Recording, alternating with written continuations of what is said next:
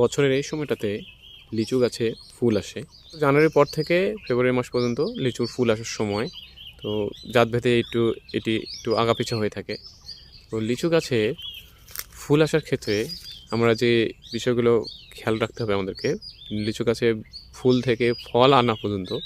তো যখনই এরকম মুকুল আসবে কিন্তু মুকুলটা ফুটবে না, এই পর্যায়ে আমাদেরকে অবশ্যই এটি ছত্রাকনাশক, এক্ষেত্রে আমরা ম্যানকোজেব গ্রুপের ছত্রাকনাশক যেমন রয়েছে জ্যাজ, ইন্ডোফিল, এগুলো আমরা প্রয়োগ করে দেবো প্রতি লিটার পানিতে 2 গ্রাম হারে, যদি শীত বেশি হয়ে থাকে। যদি শীত কম থাকে তাহলে সেক্ষেত্রে আমরা প্রপিকোনাজল গ্রুপের ছত্রাকনাশক যেমন রয়েছে টিল্ট, পোর্টেন, সাদিত, এগুলো আমরা প্রয়োগ করে দেবো প্রতি লিটার পানিতে 1/2 মিলি হারে। এবং আমাদের একটি কীটনাশক প্রয়োগ করতে হবে যাতে হপার পোকার আক্রমণ না করে, হপার পোকা যাতে রসটা শুষে না খায়। এক্ষেত্রে আমরা ইমিডাক্লোপিড গ্রুপের কীটনাশক যেমন রয়েছে ইমিটাপ, এছাড়া রয়েছে টিডো, এগুলো আমরা তরল জাতীয় যেগুলো রয়েছে প্রতি লিটার পানিতে 1/2 মিলি হারে। এবং যদি আমরা গ্রানুলার টাইপ যেগুলো রয়েছে ছোটো প্যাকেট 2 গ্রামের, এগুলো আমরা যেমন রয়েছে ক্যানোপি প্লাস, টিডো প্লাস, এগুলো যেগুলো রয়েছে এগুলো 2 গ্রাম 10 লিটার পানিতে গুলিয়ে নিয়ে আমরা স্প্রে করে দেবো।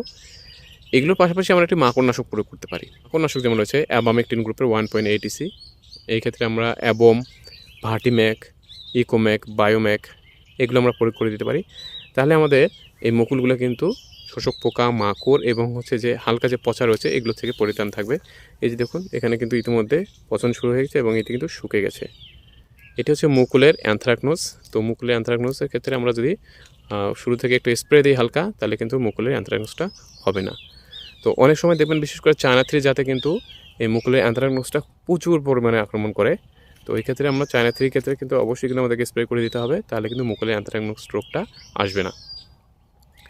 এবং আরেকটা বিষয় যে খেয়াল রাখতে হবে যে যদি দেখা যায় যে আপনাদের এই মুকুলের অ্যানথ্রাকনোজের পরিমাণটা বেড়ে যাচ্ছে, সেই ক্ষেত্রে আপনারা ম্যানকোজেব বা প্রপিকোনাজল গ্রুপটা বাদ দিয়ে আপনারা কার্বেন্ডাজিম গ্রুপের ছত্রাকনাশক 2 গ্রাম হারে প্রতি লিটার পানিতে দিয়ে প্রয়োগ করে দিতে পারেন।